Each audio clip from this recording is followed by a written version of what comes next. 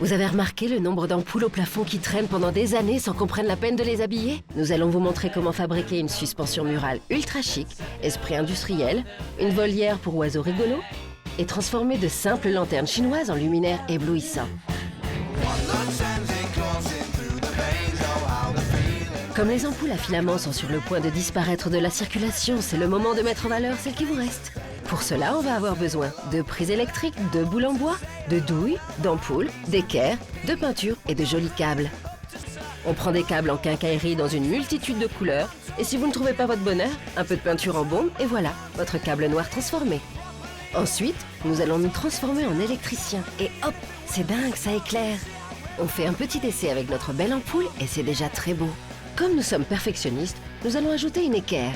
On perce un trou pour faire passer le fil, on fixe le tout au mur. Vous pouvez même corser le jeu en enfilant quelques grosses perles de bois brut. Non, là c'est peut-être un peu trop. Voilà, comme ça. Maintenant les boules. Noir, naturel plutôt noir.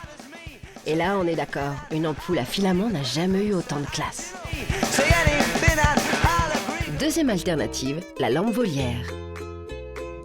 Pour notre volière, nous avons besoin de grillages soudés, de belles feuilles de papier à origami, une pince coupante, d'une carcasse d'abat-jour et de notre belle ampoule. On découpe le grillage aux dimensions de l'abat-jour.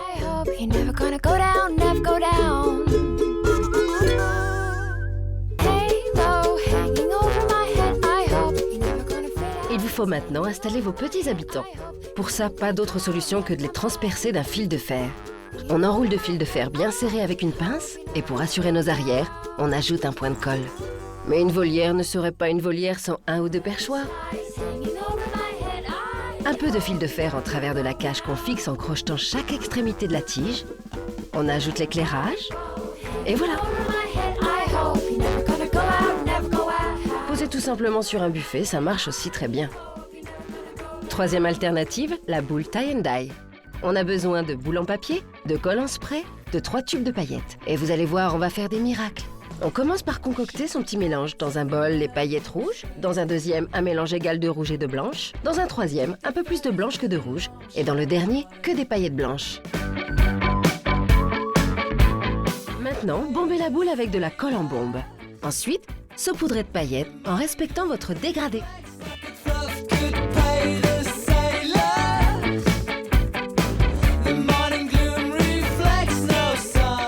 Vous allez faire une autre version avec des napperons en papier. On prend à nouveau une boule de papier. Ensuite, on colle en écaille les napperons avec un peu de double face et en partant de la base de la boule. 5 minutes plus tard, votre œuvre est achevée. Vous en pensez quoi? Vous voyez quoi, vous? Des choux? Des fleurs? Des artichauts?